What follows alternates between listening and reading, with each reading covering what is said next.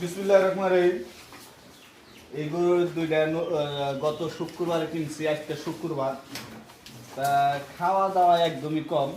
তা ডাক্তার কাছে গেছি, এই যে এই ওষুধটা দিছে, এটার ভিতরে 10টা ওষুধ থাকে।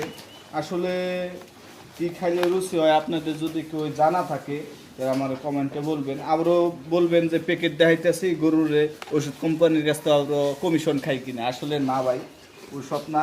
যার এটা ডাক্তারের কাছে গেছি, ডাক্তার এটা দিয়ে দিছে যে এটা নিয়ে খাওয়ান গা, সকালে একটা, রাত্রে যে বিকালে একটা।